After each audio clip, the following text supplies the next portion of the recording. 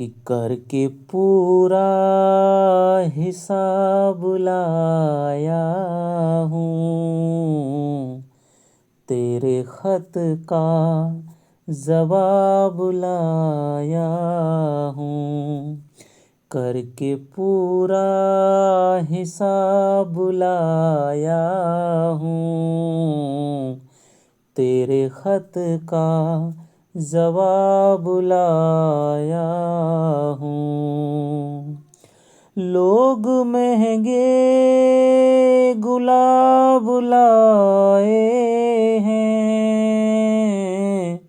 कि लोग महंगे गुलाब लाए हैं, मैं तो केवल किताब लाया हूँ। हेलो दोस्तों, नमस्कार। आपका स्वागत है आपके अपने चैनल हिंदी हब ऑफिशियल पर। तो हम दोस्तों आज करने वाले हैं आषाढ़ का एक दिन नाटक मोहन राकेश जी का है। इसकी प्रश्नोत्तरी करने वाले हैं और प्रश्नोत्तरी है भाग नंबर 2। भाग 1 में 40 प्रश्न मैंने बहुत ही शानदार बना करके आपको करवा दिए हैं।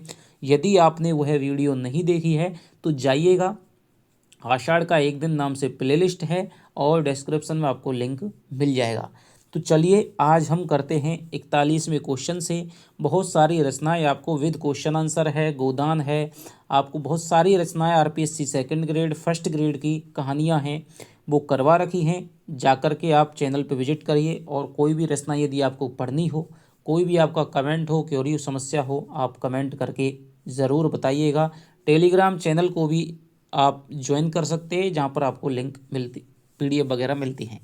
तो चलिए हम करते हैं आज के क्वेश्चन। एक वीडियो और आएगी आपकी, तीन वीडियो में आपका आषाढ़ का दिन की प्रश्नोत्तरी है वो हो जाएगी।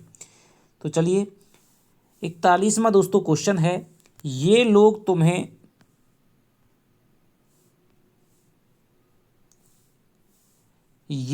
तुम्हें समझ नहीं पाते, वे सामान्य की कसौटी पर तुम्हारी परीक्षा करना चाहते हैं। कथन किसने किससे कहा? मल्लिका ने कालिदास से, निक्षेप ने कालिदास से, मातुल ने कालिदास से, वररुचि ने कालिदास से। बताइए कितने दोस्तों आपके सही होते हैं। थोड़ा सा आप कमेंट में करके बताइएगा, जिससे प्रश्नों का स्तर है वो आपका थोड़ा सा मापा जा सके, किस तरह के प्रश्न मुझे आपके लिए रखने हैं। तो देखिए पहले अंक की ये बात है और इसमें जब उज्जैनी से प्रस्ताव आता है तो मल्लिका में और कालिदास में बातचीत होती है। तो मल्लिका कहती है कि भाई तुम उज्जैनी के लिए चला जाओ। वो कहती है मैं तुम्हें छोड़ करके कैसे जाऊं? तो वो कहते हैं यहाँ पर तुम्हारा क्या है, सम्मान नहीं है, ये लोग तुम्हें समझ नहीं पाते हैं। यहाँ के इस प्रदेश के जो लोग हैं वे सामान्य की कसौटी पर तुम्हारी परीक्षा करना चाहते हैं। तो ये दोस्तों कौन कहता है? मल्लिका कहती है। किससे? कालिदास से कहती है। आगे चलते हैं। कालिदास कहता है मैं कई सूत्रों से इस भूमि से जुड़ा हूँ। कौन सा सूत्र नीचे दिए गए विकल्पों से असंगत है? आकाश और मेघ, हरियाली हरिणों के बच्चे, मल्लिका और पशुपाल, मातुल और पार्वत्य भूमि। तो कौन सा कथन है बताइए उसके दिए गए सूत्रों से गलत है, मेल नहीं खाता है, जिसका उल्लेख कालिदास ने नहीं किया है? तो देखिए जब बातचीत हो रही होती है दोनों में, तब कालिदास कहता है कि मैं इस भूमि को छोड़ करके नहीं जा सकता, क्योंकि मैं इस भूमि से कई सूत्रों से इस भूमि से जुड़ा हुआ हूँ। और वो सूत्र कौन कौन से हैं कि यहाँ पर ये आकाश है, यहाँ के मेघ हैं, यहाँ पर हरियाली है, हरिणों के बच्चे हैं, यहाँ पर तुम हो, और यहाँ के जो पशुपाल हैं। तो ये सूत्र हैं जो कालिदास को इस भूमि से जोड़े हुए हैं। मातुल और पार्वत्य भूमि का वो अपने कथन में कोई भी उल्लेख नहीं करता है। तो ये इसका आंसर हो जाएगा। आगे चलते हैं। कालिदास उज्जैनी क्यों नहीं जाना चाहता था? वह राज सम्मान को स्वीकार करना नहीं चाहता था, उसे अपनी प्रतिभा को उचित सम्मान नहीं मिल रहा था प्रतिभा का, वह जानता था कि यहाँ से जाकर अपनी भूमि से उखड़ जाऊंगा, उसे मल्लिका से बिछुड़ जाने का दुख था। बताइए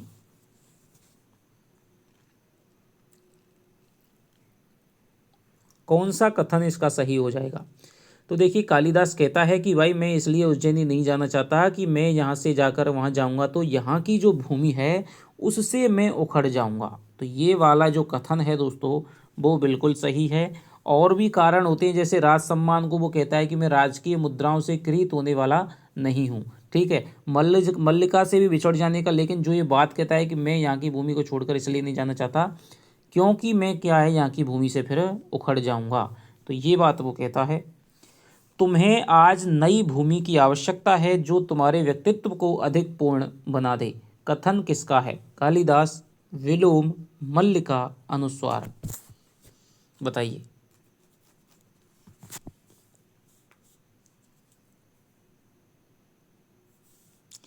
तो दोस्तों, तुम्हें आज नई भूमि की आवश्यकता है जो तुम्हारे व्यक्तित्व को अधिक पूर्ण बना दे, ये जो कथन है कौन कह रहा है? ये कह रही है मल्लिका, कह रही है कालिदास से कि भाई यहाँ तक की भूमि में तो तुमने जो ग्रहण करना था वो ग्रहण कर लिया, अब तुम्हें नई भूमि की आवश्यकता है और हर भूमि में सर्जना शक्ति होती है। तुम्हारी जो प्रतिभा है वो नई भूमि को अपने अनुकूल बना लेगी, इसलिए तुम्हें क्या है, तुम्हारे व्यक्तित्व को पूर्ण बनाने में अब नई भूमि ही कोई ना कोई योगदान दे सकती है, तो ये मल्लिका कहती है। आगे चलते हैं, 45वां क्वेश्चन है दोस्तों, निम्न में से कौन सा मल्लिका का कथन नहीं है? तुम्हारी प्रतिभा उस कोमलता का स्पर्श अवश्य पालेगी, तुम दूसरों के लिए नई अपेक्षाओं की सृष्टि कर सकते हो, तुम्हारे चले जाने से मेरे अंतर को एक रिक्तता छालेगी, मैं इस समय अपना तुम्हारे पास होना बहुत आवश्यक समझता हूँ। बताइए।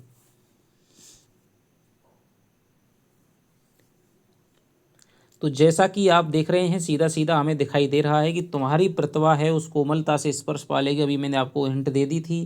तो ये मल्लिका का कथन है कि नई भूमि में जैसे ही तुम जाओगे तो वहाँ पर भी तुम्हारी जो प्रतिभा है वो उस सृजन का अंकुरण है वो निश्चित रूप से कर लेगी। तुम दूसरों के लिए, कालिदास कहता है कि भाई नया जीवन होगा, नए लोग होंगे, नई लोगों की नई अपेक्षाएं होंगी, मैं उन अपेक्षाओं पर खरा नहीं उतरूंगा। तब कहती है कि तुम दूसरों के लिए नई अपेक्षाओं की सृष्टि कर सकते हो, मल्लिका का कथन है। तुम्हारे चले जाने से मेरे अंदर एक रिक्तता छालेगी, ये भी मल्लिका का कथन है। मैं इस समय अपना तुम्हारे पास होना बहुत आवश्यक समझता हूँ, ये नहीं है दोस्तों, ये किसका कथन है? ये है तुम्हारे विलोम का कथन है। विलोम जब आता है अंबिका के पास, अंबिका कहती है कि भाई तुम यहाँ पर मत रहो, तो वो कहता है कि मैं अपना तुम्हारे यहाँ पर होना आवश्यक समझता हूँ, तो विलोम का कथन है। आगे चलते हैं, जब भी तुम्हारे निकट होना चाहूँगी खाली स्थान मल्लिका के इस कथन की पूर्ति कीजिए। जगदम्बा के मंदिर में सूर्यास्त देखने जाया करूँगी, पर्वत शिखर पर चली जाऊँगी, उड़कर आते मेघों से घिर जाया करूँगी, प्रार्थना करूँगी तुम्हारा पथ प्रशस्त हो। क्या आएगा बताइए कि जब भी तुम्हारे निकट होना चाहूँगी, इसके बाद में क्या लाइन आएगी? तो देखिए, मल्लिका कहती है कि भाई जब भी मैं तुम्हारे निकट होना चाहूँगी तो उसके बाद में जो आता है वो आ जाएगी, पर्वत शिखरों पर चली जाऊंगी और उड़कर आते मेघों से घिर जाया करूंगी, ये इसके बाद आता है। तो इसके जो क्वेश्चन है इसके बाद में अगर रिक्त स्थान में आएगा, ये वाला विकल्प सबसे सही है। इसके बाद में ये आएगा, उड़कर आते मेघों से घिर जाया करूंगी। तो ऑप्शन नंबर 2 इसका राइट आंसर हो जाएगा। कल ये मेघ उज्जैनी की ओर उड़ जाएंगे, मल्लिका का मेघ से आशय क्या है? विलोम, वादल, कालिदास, मातुल। तो देखिए, मल्लिका किससे कहती है? अंबिका से कहती है। अंबिका उसको कहती है भाई तुम आराम कर लो, तुम स्वस्थ नहीं हो। तो वो कहती है, आंखों में आंसू भरकर कहती है कि कल माता ये जो आज बादल यहाँ पर घिरे हुए हैं, ये जो बादल हैं वो कल कहाँ उड़ जाएंगे? कालिदास के साथ में जाने से ही यहाँ पर उज्जैनी की तरफ चले जाएंगे। बादल तो नहीं जाने वाले हैं दोस्तों, लेकिन कौन चला जाएगा? कालिदास चला जाएगा। तो मल्लिका का जो कहने का आशय ये है कि जो कालिदास है वो कल कहाँ चला जाएगा? उज्जैनी चला जाएगा। आगे चलते हैं, मेरी आंखों में जो बरस रहा है यह दुख नहीं है, सुख है। कथन किससे कहा जा रहा है? कालिदास से, मल्लिका से, अंबिका से, निक्षेप से।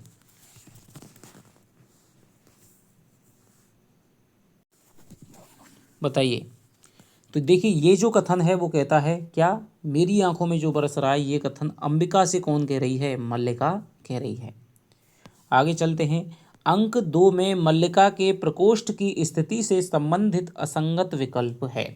तो देखिए, जो भी स्थिति वहाँ पर उसके कमरे की बताई गई है, ठीक है, उस स्थिति से आपको गलत विकल्प है वो चुनना है। गेरू से बने स्वस्तिक, शंख और कमल अब बुझे बुझे से हैं। कुंभ केवल एक है और उस पर ऊपर तक काई जमी है। चूल्हे के निकट कोने में रस्सी बंधी है जिस पर कुछ वस्त्र सूखने के लिए फैलाए गए हैं। आसन के निकट एक टूटा मोढ़ा है जिस पर भोजपत्र सीकर बनाया हुआ एक ग्रंथ रखा है। बताइए कौन सा कथन है जो दी गई स्थिति के बारे में गलत है।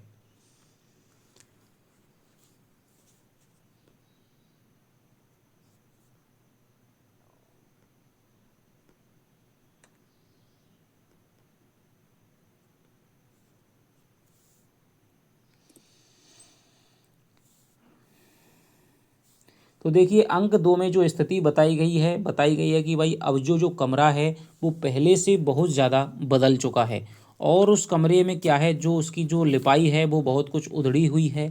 गेरू से बने जो स्वास्तिक शंख और कमल हैं अब बुझे बुझे से हैं।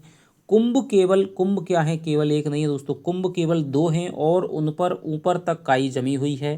तो ये कथन है यहाँ पर गलत हो जाएगा। चूल्हे के निकट कोने में रस्सी बंधी है जिस पर कुछ वस्त्र सूखने के लिए फैलाए गए हैं, ये भी बिल्कुल सही है। आसन के निकट एक टूटा मोड़ा है जिस पर भोजपत्र, ये भी बात बिल्कुल सही है। ठीक है, तो आसन पर कुछ भोजपत्र भी बिखरे हैं, कुछ एक रेशमी वस्त्र भी बंधे हैं। ठीक है, और जो वस्त्र यहाँ पर सुखाए गए हैं उनमें जगह जगह क्या है, फटे हुए हैं, उनमें जगह जगह टाँकियाँ लगी हुई हैं। चौकी पर क्या है, एक क्या है, चौकी रखी हुई है जिस पर मल्लिका बैठ करके खरल में औषधि पीस रही है। ठीक है, तो ये सारी स्थिति वहाँ की बताई गई है। तो यहाँ का जो उत्तर हो जाएगा, कुंभ क्या है, दो हैं, केवल दो हैं जिन पर ऊपर तक काई जमी हुई है। तो ये ऑप्शन यहाँ का सही हो जाएगा। आगे चलते हैं। अंदर बिछे तल्प का कोना उसी तरह दिखाई देता है। तल्प पर लेटी है। अंक 2 के इस कथन की पूर्ति कीजिए। मल्लिका, अंबिका, छोटी बच्ची, हरिण शावक। तो तल्प पर यानी पलंग पर कौन लेटा हुआ है, तो देखिए खाली स्थान में आ जाएगा, कौन आ जाएगा, अंदर बिछे तल्प का कोना उसी तरह दिखाई देता है जिस पर कौन है, अंबिका लेटी हुई है। अंबिका थोड़ा सा स्वास्थ्य उसका खराब है।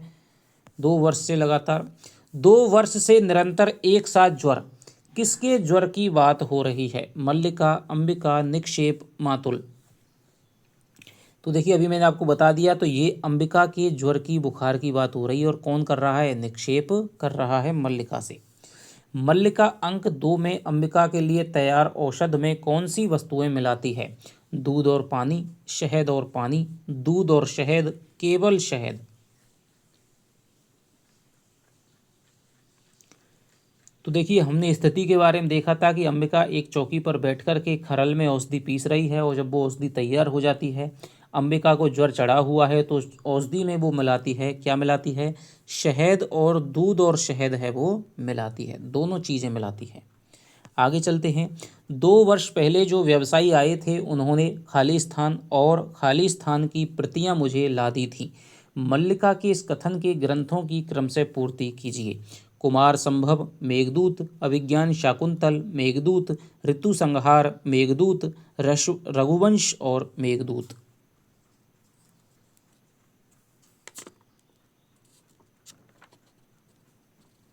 बताइए। तो 2 वर्ष पहले मल्लिका है कालिदास की कृतियों को उज्जैनी से आने वाले व्यवसायियों से मंगवा करके पढ़ती थी, तो उन्होंने किसकी, कुमार संभव की और मेघदूत की, दोनों आ जाएंगे क्रम से में, प्रतियां हैं वो व्यवसायियों से ली थी। निक्षेप से ये बात कह रही है, व्यक्ति उन्नति करता है तो उसके नाम के साथ कई अपवाद जुड़ने लगते हैं, कथन किसका है, निक्षेप, मल्लिका, अंबिका, उज्जैनी का व्यवसायी। तो ये जो कथन हो जाएगा दोस्तों, कौन सा हो जाएगा, ये हो जाएगा तुम्हारे मल्लिका का कथन हो जाएगा। निक्षेप कहता है कि भाई मैंने तो उन व्यापारियों से और भी बहुत सारी बातें सुनी हैं। किस प्रकार की बातें, कोई कालिदास है, उनका अधिकतर समय भोग विलास में, वारांगनाओं के समय में व्यतीत होता है। लेकिन वो कहती है, मल्लिका कहती है कि ऐसा तो लोग बाग वैसे ही कहते हैं, जब व्यक्ति उन्नति करता है तो बहुत सारे भ्रम अपवाद हैं उसके विषय में फैलाए जाते हैं। तो ये मल्लिका है दोस्तों, कथन है मल्लिका का, किससे, निक्षेप से। गुप्त वंश की राजदुहिता से उनका विवाह हो गया है। यह राजदुहिता कौन है, रंगनी, संगनी, मल्लिका, प्रियंगु मंजरी। तो ये राजदुहिता कौन है, कालिदास की पत्नी है जो कि मातृगुप्त के नाम से जाने जाते हैं। तो ये प्रियंगु मंजरी दोस्तों इनकी पत्नी राजदुहिता हो जाएगी। मैं अनेकानेक साधारण व्यक्तियों में से हूँ, वे असाधारण हैं, उन्हें जीवन में असाधारण का ही साथ चाहिए था। कथन किसके बारे में कहा जा रहा है? कालिदास, प्रियंगु मंजरी, कालिदास व प्रियंगु मंजरी, मल्लिका। बताइए। तो निक्षेप है, वो कहता है कि भाई कालिदास ने तो क्या है, वहाँ की राजदूता प्रियंगु मंजरी से विवाह कर लिया है। ठीक है, सुना है, वो बहुत शास्त्र की ज्ञाता है। तब मल्लिका ये कथन कहती है कि मैं तो क्या हूँ, साधारण व्यक्तियों में से हूँ, अनेकों साधारण व्यक्तियों में से। कालिदास हैं वो असाधारण हैं, और उन्हें जीवन में असाधारण यानी प्रियंगु मंजरी जैसी लड़की का ही साथ चाहिए। तो ये जो कथन है कालिदास और प्रियंगु मंजरी दोनों के बारे में मल्लिका के द्वारा कहा जा रहा है। एक असाधारण तो किसके लिए है? कालिदास के लिए, और एक असाधारण है किसके लिए? प्रियंगु मंजरी के लिए। आगे चलते हैं। उज्जैनी के नाट्य केंद्र में नृत्य का अभ्यास करती है, नाटक लिखने में भी इसकी रुचि है। कथन किसके बारे में कहा जा रहा है? संगनी, रंगणी, अंबिका और प्रियंगु मंजरी। बताइए।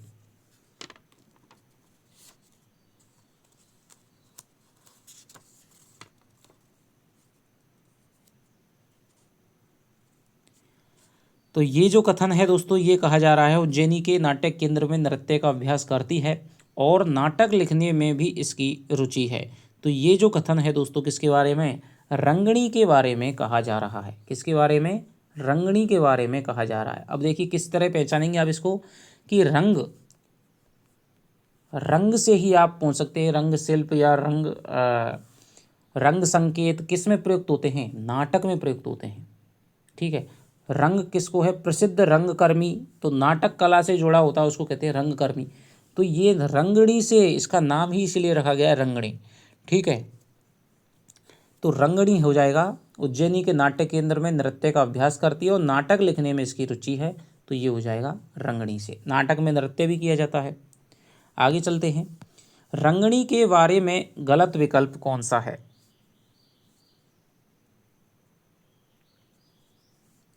तो ये देखिए कौन है दोस्तों, ये रंगणी नहीं है, यहाँ पर कौन हो जाएगा? संगनी हो जाएगा। कि संगनी के बारे में आपको गलत विकल्प है वो बताना है। मृदंग और वीणा वादन सीखती है, बहुत सुंदर प्रणय गीत लिखती है, गद्य की ओर आ रही है, कालिदास से बहुत निकट का संबंध है। कौन सा कथन हो जाएगा? रंग संगनी के बारे में गलत विकल्प कौन सा है?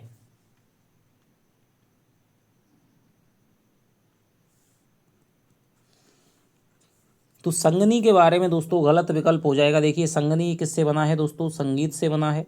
संगनी संगीत से बना है, तो मृदंग और वीणा वादन है वो सीखेगी, बिल्कुल सही बात है। प्रणय गीत भी है, उनको गाएगी, ये बिल्कुल सही बात है। गद्य की ओर आ रही है, ये भी बात सही है। कौन कह रहा है? ये रंगणी कह रही है दोस्तों। रंगणी कह रही है संगनी के बारे में। ठीक है, कालिदास से उसका बहुत, ये बात है वो नहीं कहती है। तो संगनी के बारे में तीन चीज़ें हैं, ध्यान रखना कि वो गद्य की ओर आ रही है, सुंदर प्रणय गीत लिखती है, मृदंग और वीणा वादन है। संगनी बना है संगीत से, और रंगणी बना है किससे? रंगशाला से, रंग से। आगे चलते हैं। यद्वा को कुछ लोग यरवा बोलते हैं और तद्वा को तरवा। संगनी के अनुसार किस आचार्य ने ऐसा कहा है? भरत मुनि, पतंजलि, सुश्रुत, वाग्भट।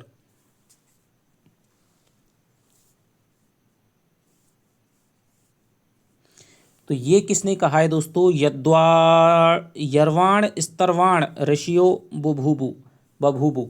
तो ये कहा है किसने? पतंजलि ने ये बात कहा है। और ये कौन कह रही है? संगनी कह रही है। किससे? मल्लिका से। कि भाई वो कहती हैं कि हम यहाँ पर क्या है, यहाँ की कुछ स्थानीय वनस्पतियों के क्या है, कुछ नाम वगैरह हैं, स्थानीय शब्द, आंचलिक शब्द कैसे क्या होते हैं। तब वो बताती है जैसे संस्कृत में तो यद्वा बोला जाता है, लेकिन आंचलिकता में उसको यरवा बोला जाता है, तद्वा को तरवा बोला जाता है। ऐसे ही यहाँ के कुछ शब्द हैं आंचलिक, तो पतंजलि ने कहा है। आगे चलते हैं। इस प्रदेश में कालिदास जैसी असाधारण प्रतिभा को जन्म दिया है, यहाँ की तो प्रत्येक वस्तु असाधारण होनी चाहिए। कथन किसका है? अनुस्वार, अनुनासिक, रंगणी, संगणी।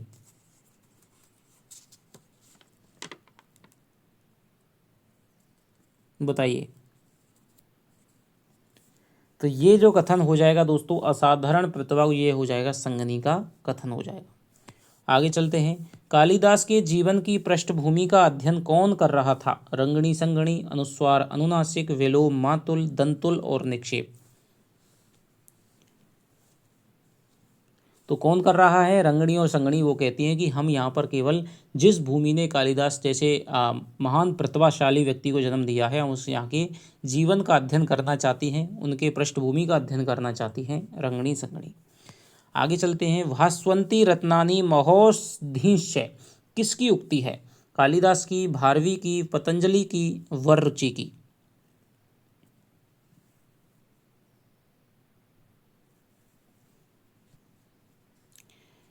तो ये जो उक्ति है दोस्तों, ऋतु संहार कुमार संभव में, किसमें? कुमार संभव में, ये भी आप ध्यान रखना है, किसमें? कुमार संभव में लिखी गई है।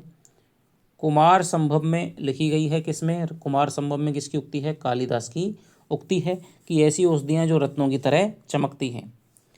ये कोरे पृष्ठ मैंने अपने हाथों से बना करके सिए हैं, इन पर तुम जब भी कुछ भी लिखोगे उसमें मुझे अनुभव होगा कि मैं भी कहीं हूँ।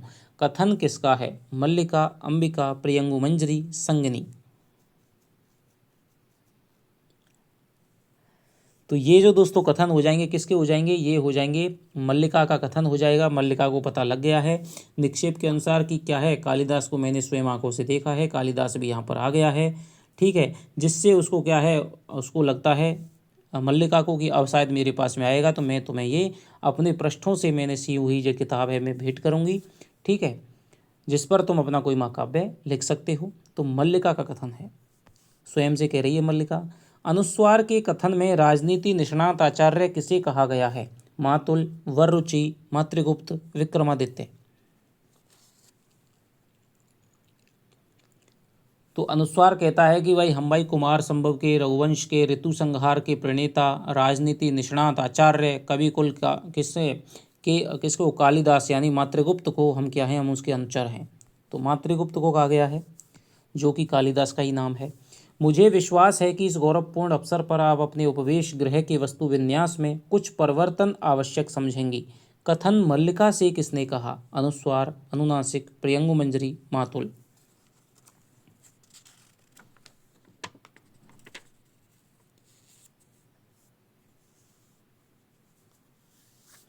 तो ये जो कथन है दोस्तों किसने कहा? अनुस्वार ने कहा था मल्लिका से। अनुनासिक के अनुसार मल्लिका के प्रकोष्ठ में आसन की स्थिति कैसी होनी चाहिए? वर्तमान स्थिति से 7 अंगुल दक्षिण की ओर, वर्तमान स्थिति से 7 अंगुल उत्तर की ओर, वर्तमान स्थिति से 5 अंगुल उत्तर की ओर, वर्तमान स्थिति से 5 अंगुल दक्षिण की ओर। कैसी स्थिति बताइए होनी चाहिए?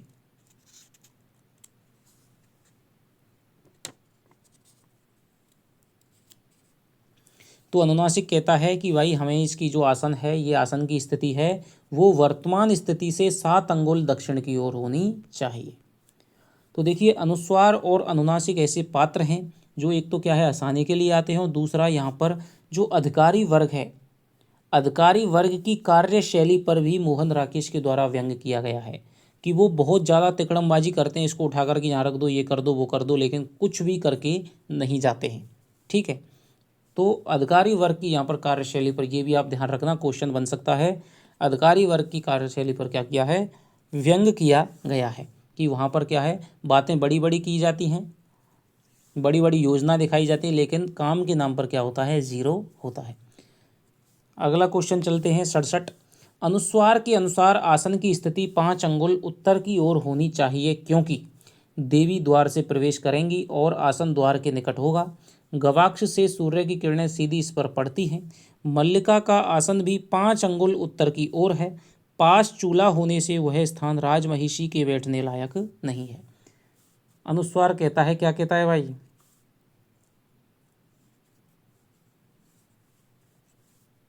देखिए दोस्तों, ये जो कथन है अनुनासिक के अनुसार है, ठीक है, अनुनासिक के अनुसार तो वर्तमान स्थिति 7 अंगुल दक्षिण की ओर होनी चाहिए। अब अनुस्वार कहता है कि इसकी स्थिति आसन की 5 अंगुल उत्तर की ओर होनी चाहिए। क्यों होनी चाहिए, ये बात आपको बताना है।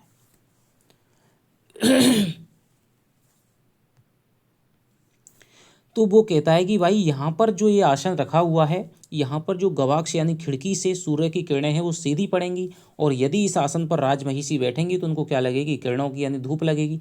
तो ये स्थान है वो क्या होना चाहिए, गवाक्ष की सूर्य की किरणें इस पर सीधी पड़ती हैं, इसीलिए 5 अंगुल उत्तर की ओर होना चाहिए जिससे कि उन्हें छाया मिल सके। तो ये हो जाएगा इसका उत्तर। खाली स्थान विषय के होने से वस्त्रों को भी, देखिए खाली स्थान विषय होने से वस्त्रों को भी रहने दिया जाए, अनुनासिक के कथन की पूर्ति उचित शब्द से कीजिए। अप्रमाणिक, संदिग्ध, प्रामाणिक, असंदिग्ध।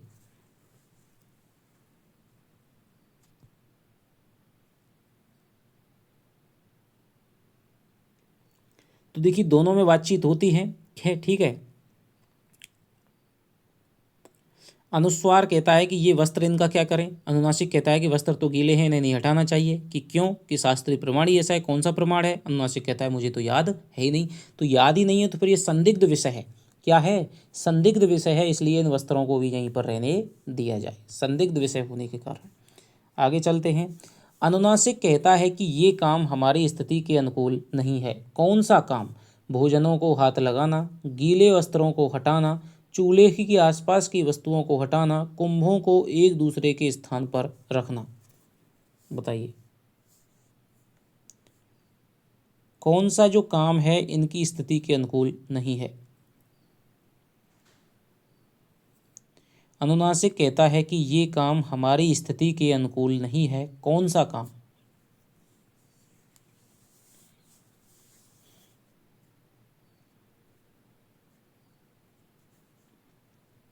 तो अनुनासिक के अनुसार कहता है, वो कहता है, अनुस्वार कहता है कि हमें इन क्या है, इन चूल्हे के आसपास की वस्तुओं को भी क्या कर देना चाहिए, हमें हटा देना चाहिए। तो अनुनासिक कहता है कि भाजनों को हाथ लगाना क्या है, हमारी स्थिति के अनुकूल नहीं है। आगे चलते हैं। किसके अनुसार मल्लिका प्रदेश में सबसे सुशील, सबसे विनीत और भोली लड़की है।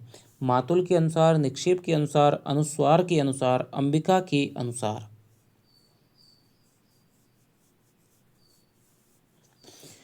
तो जब मातुल है कौन लेकर आता है, मातुल प्रियंगु मंजरी के साथ में आता है। वो कहता है कि इससे मिलिए मल्लिका, ये हमारे प्रदेश में सबसे सुशील, सबसे विनीत और सबसे भोली लड़की है। किसके अनुसार, मातुल के अनुसार। आगे चलते हैं। मातुल के द्वारा मल्लिका को क्या उपमा दी गई थी। प्रदेश की पताका, प्रदेश की राजहंसनी, प्रदेश की राजकुमारी, प्रदेश की सोनचरैया।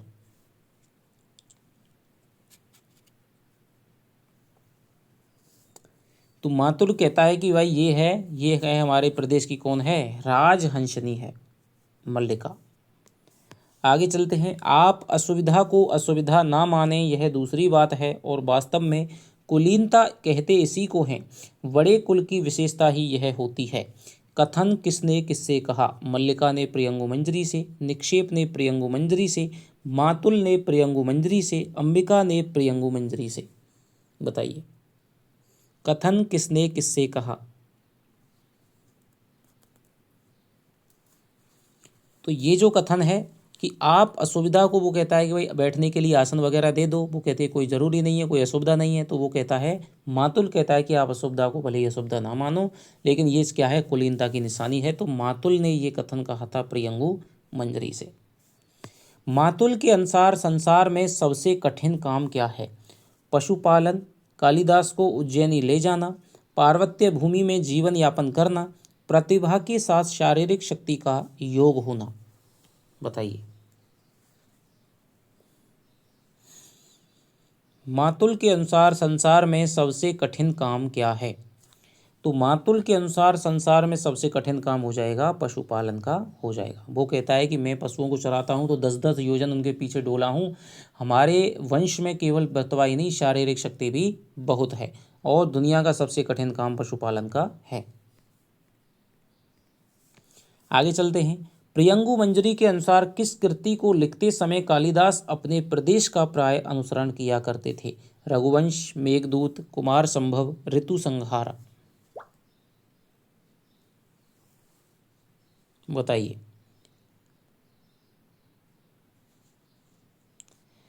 तो कौन कहती है, प्रियंगु मंजरी कहती है कि भाई यहाँ पर मैं वो हमेशा जिस समय वो मेघदूत लिख रहे थे तो मेघदूत के लिखते समय यहाँ पर तुम्हारा, तुम्हारे इस प्रदेश का प्राय स्मरण किया करते थे। आगे चलते हैं। इस सौंदर्य के सामने जीवन की सब सुविधाएं हे हैं, इसे आंखों में व्याप्त करने के लिए खाली स्थान का समय भी पर्याप्त नहीं। प्रियंगु मंजरी के इस कथन की पूर्ति कीजिए। उम्र भर, घड़ी भर, जीवन भर, जिंदगी भर।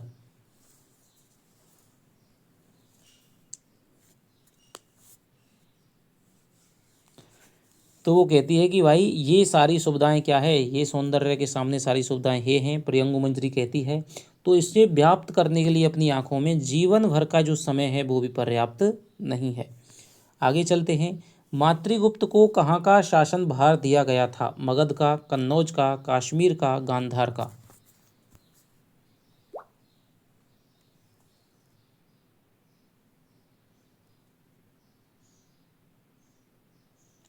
तो किसका शासन भार? कश्मीर का भावी शासक बनाया गया था, वहां पर वो जा रहे थे दोनों सब सारे। कौन सा कथन प्रियंगु मंजरी का नहीं है? एक प्रदेश का शासन बहुत बड़ा उत्तरदायित्व है। सौंदर्य का यह सहज उपभोग हमारे लिए केवल एक सपना है। मैं यहाँ का कुछ वातावरण साथ ले जाना चाहती हूँ। मैं राजनीतिक जीवन के संबंध में कुछ भी नहीं जानती। तो ये कौन सा कथन है जो प्रियंगु मंजरी का नहीं है?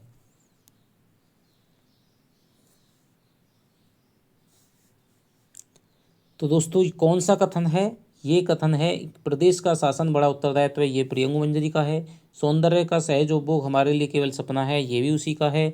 मैं यहाँ का कुछ वातावरण साथ में, ये भी उसी का है। मैं राजनीतिक जीवन के संबंध में कुछ भी नहीं, ये मल्लिका का कथन है। आगे चलते हैं। राजनीति साहित्य नहीं है, उसमें एक एक क्षण का महत्व है। कभी एक क्षण के लिए भी चूक जाएं तो बहुत बड़ा अनिष्ट हो सकता है।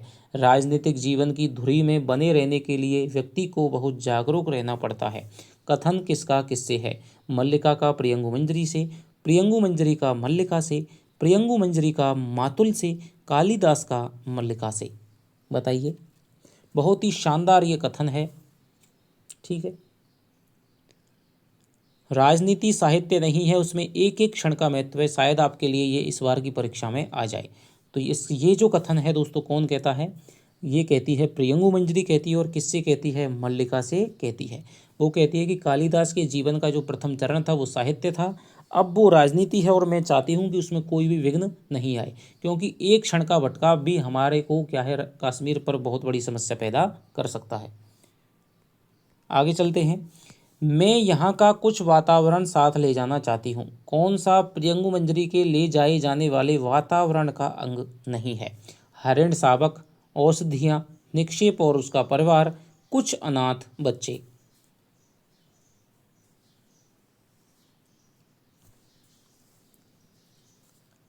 तो देखिए प्रियंगु मंजरी कहती है कि जब भी वो कोई आए, बहुत बार क्या है, व्याकुल हो जाते हैं, यहाँ की चीज़ों का स्मरण करते हैं, और मैं चाहती हूँ कि यहाँ की कोई भी चीज़ उन्हें याद नहीं आ जाए। तो मैं चाहती हूँ कि यहाँ जैसी चीज़ें क्या करूँ, मैं अपने साथ में कश्मीर में ले जाऊँ। जैसे यहाँ के मैं हरिण शावक ले जाऊँगा अपने उद्यान में औषधियाँ लगाएंगे। ठीक है। और कुछ अनाथ बच्चों को भी वहाँ पर हम जा कर के शिक्षा देंगे। इसके बाद में वो कहते हैं कि यहाँ की कुछ घरों की शैली के अनुसार भी हम वहाँ पर घर बनवाएंगे। लेकिन निक्षेप और उसका परिवार नहीं दोस्तों, किसको? कि मातुल और उसका परिवार है वो भी हमारे साथ में जा रहा है। तो ये बात वो कहती है। उत्तर हो जाएगा कौन सा? तीसरा उत्तर है, ये उसका गलत है। मेरे लिए यह घर घर नहीं है, एक कालगोपा है जिसमें मैं हर समय बंद रहती हूँ। कथन किसका है? मल्लिका, अंबिका, प्रियंगु मंजरी, संगिनी।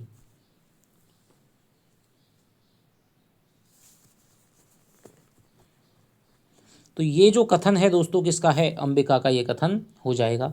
अंत में प्रियंगु मंजरी उसको प्रस्ताव देती है मल्लिका को कि तुम्हारे घर के तुम भी चाहो तो हमारे साथ में चल सकती हो। ये जो दोनों अधिकारी आए थे अनुस्वार अनुनासिक, इनमें से बड़े योग्य हैं, तुम इनमें से मेरी संगनी बन करके चल सकती हो, इनमें से किसी से भी तुम विवाह कर सकती हो। मल्लिका मना कर देती है। वो कहती है तो मैं तुम्हारे लिए कुछ ना कुछ करना चाहती हूँ, तुम्हारे घर का मैं जीर्णोद्धार करवा दूंगी, परिसंस्कार करवा दूंगी, स्थपति आएंगे तुम्हारे घर को बना देंगे। लेकिन वो मना कर देती है। तभी मल्लिका है वो निकल आती है। वो कहती है कि ये नहीं चाहती, क्योंकि ये तो भावना के स्तर पर जीती है, ये शादी नहीं करना चाहती है। तो ये अंबिका का दोस्तों कथन है कि मेरे लिए ये घर घर नहीं है।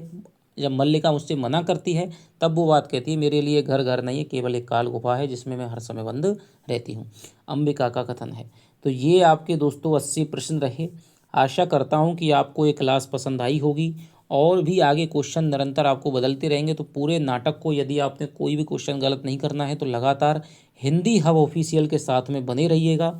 और यदि आपने नाटक नहीं पढ़ा है तो पहले नाटक को पढ़िएगा, फिर ये क्वेश्चन करिएगा, आपको ज़्यादा आनंद आएगा।